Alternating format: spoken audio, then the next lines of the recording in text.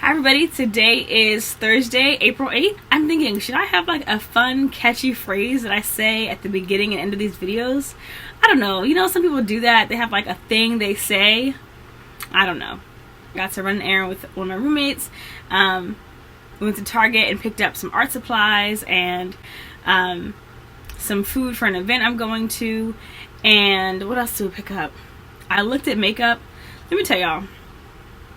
I am now at a place where I am enjoying makeup more, but I don't know, y'all. These makeup prices sometimes, I'm like, what in the world? I don't know. I just don't know. Listen, I'm not going to pay $12 for a nude lipstick. I'm going to just wear my regular lips. I don't know. Anyway, I think I mentioned before I want to do a whole video on makeup, so maybe I'll do that later tonight. But and anyway, I'm just going to recap the day.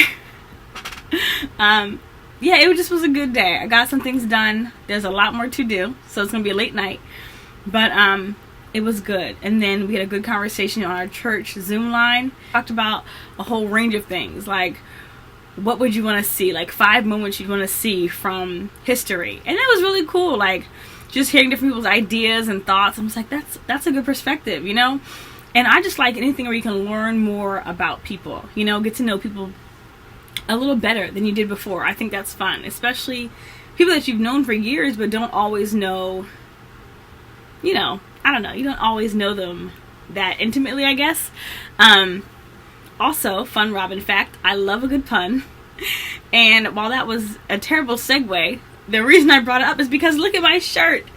It's an aloe plant and it says, "Aloe there." I thought it was hilarious. So anyway, there's that. Just another part of my day. Let's see, what else? Yeah, it was a pretty good day. I will say that this whole thing of like forgiveness we've been talking about. Now I don't claim like I got it all and I'll never have an issue with it again. I would love that to be true, and I'm prayerful and I'm watchful that it doesn't happen again, where I'm in this place of unforgiveness. But I know I need God. I need to stay in a place of like intimacy with God, so that I don't allow myself to come into this place of unforgiveness and bitterness again. But it is so much better on this side, and that's not to say that the thoughts don't still come or that's not still a fight. But I don't even want to play around with it anymore. Like, it just is such a dark and sad place, and I don't have time for that. So I'm enjoying the fruit, the benefits of obedience. And that's the thing again about God. Like, the stuff he tells us to do, it's not because he's a tyrant. It's because he knows better than we do what's best for us.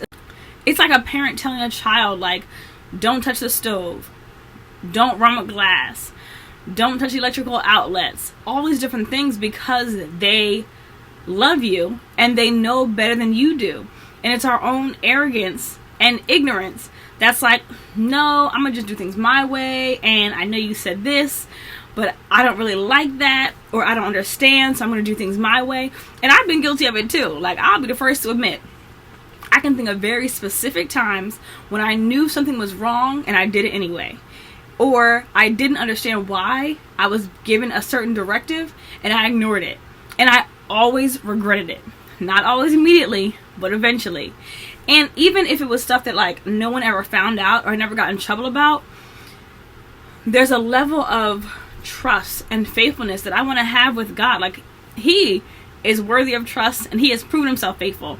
I want to prove myself faithful. I want to be trustworthy. I want it to be said, like, you know, in the Bible where we talk about Job, right? Like, Satan comes and is like, Job only serves you because you gave him all the stuff. And God's like, no, look at Job. Like, that's my guy.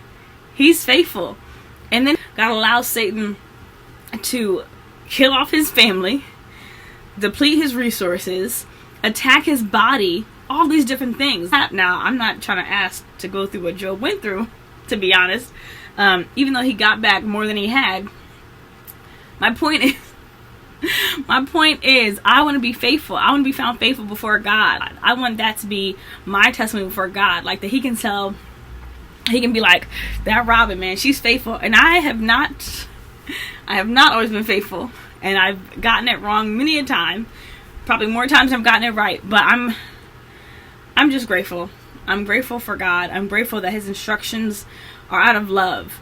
And so this thing about forgiveness, like, it's hard. And it's been hard. Some days were very hard. Some months were very hard walking through this thing. Some conversations were very hard.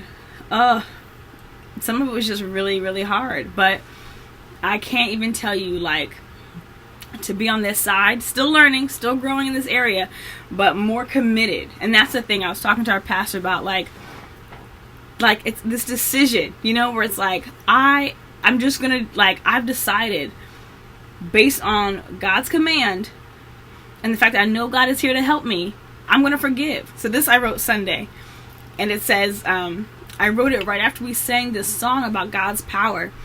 And it says, I am full of supernatural power. In that power, I decide to no longer let unforgiveness ruin my life. It's crazy to talk about the power of God and how great he is and how big he is, and then be so willing to admit defeat in this area. Like, I just refuse.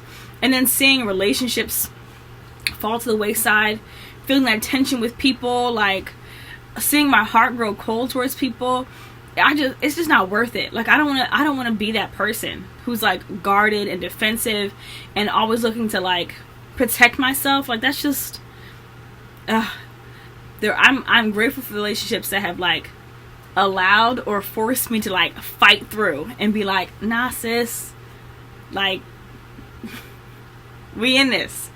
It may be rocky right now, but we in this. And I'm grateful. I'm so grateful.